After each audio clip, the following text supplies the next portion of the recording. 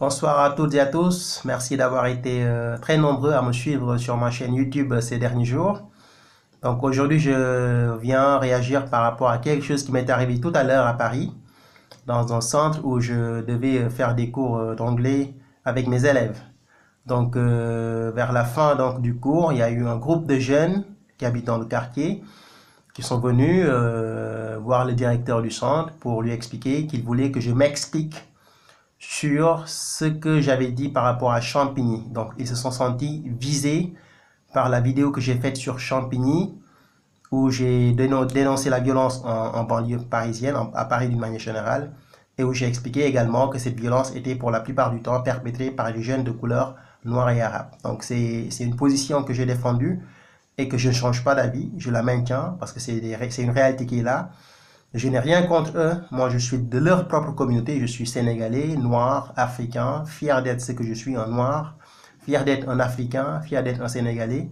Mais je pense qu'à un moment donné, il faudra que chacun d'entre nous ose dire la vérité. Il y a beaucoup de noirs, beaucoup d'arabes, beaucoup d'immigrés qui vivent en France, qui voient cette réalité, mais qui ne la dénoncent pas. Ils préfèrent aller au boulot, avoir un peu d'argent et puis fermer leur gueule. Moi, j'ai pris des risques énormes, énormes. Heureusement que le directeur du centre était là. Je le salue de passage. C'est un monsieur très professionnel qui fait son boulot, avec qui je travaille depuis déjà 3 ans. Ils se sont entretenus avec le monsieur. Ils lui ont expliqué qu'ils n'étaient pas contents du vidéo que j'ai faite et qu'ils se sentaient visés parce que j'ai parlé des centres d'animation. Donc, ils ont dit que je parlais d'eux. Je parlais du centre d'animation qu'ils fréquentent. Et ils ont demandé à ce que je sorte de ma classe pour donner des explications. Je n'ai pas pu le faire parce qu'en ce moment-là, j'étais en classe avec mes élèves. Heureusement que le directeur était là pour calmer un peu les esprits, mais je pense que s'il n'y avait pas le directeur, ça aurait pu dégénérer. Heureusement que le directeur était là pour calmer les esprits, pour l'expliquer que je ne visais pas ces jeunes de ce quartier-là, que je parlais de tous les jeunes qui habitent dans les quartiers de Paris. Il y a évidemment beaucoup de racisme dans ce pays, personne ne le nie. Il y a la discrimination, personne ne le nie.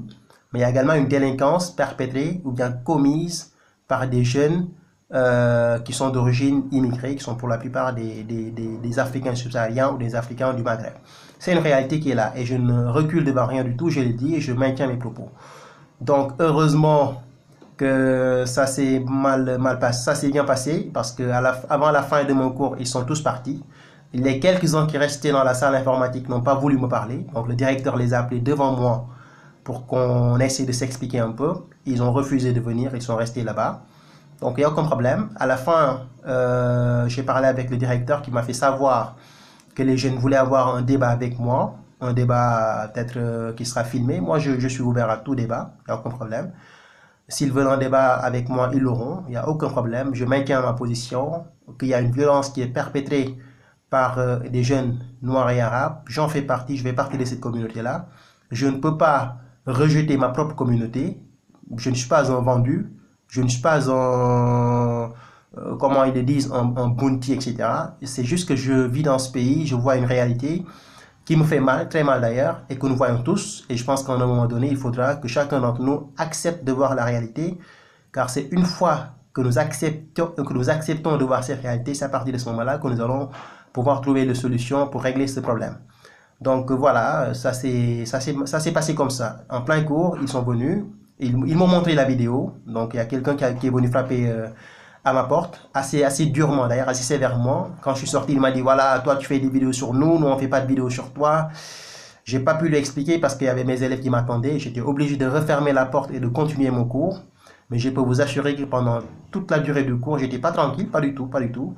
Parce que j'entendais le bruit et je savais que c'était des gens qui étaient très très en colère. Je ne regrette rien du tout et je maintiens mes propos. Et la plupart d'entre eux, apparemment, ils n'étaient pas contents que je n'ai pas parlé de l'affaire Adama. Donc je tiens à vous montrer ce livre qui s'appelle Lettre à Adama, que la sœur d'Adama Traoré m'a envoyé, donc via la maison d'édition, pour que j'en parle, parce que j'ai fait partie des premiers journalistes en France à avoir parlé de l'affaire Adama. Donc j'en ai parlé. Et puis voilà, si ces jeunes-là veulent un débat avec moi, il n'y a aucun problème. Et tous les jeunes en France, que ce soit en banlieue parisienne ou dans les autres parties de la France, qui veulent un débat avec moi, envoyez-moi un mail Et si j'ai la possibilité de faire un dev avec vous, je le ferai sans aucun problème, parce que je pense que ça nous permettra d'avancer un peu. Donc voilà ce qui s'est passé, c'est le risque du métier, ça aurait pu dégénérer, mais c'est comme ça.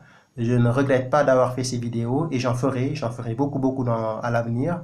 Je parlerai de tout ce qui se passe dans le monde. J'ai fait récemment des vidéos sur l'Espagne. Je compte faire une vidéo sur la visite de Macron au Sénégal et sur d'autres vidéos concernant la France. Donc il y aura d'autres vidéos qui vont venir.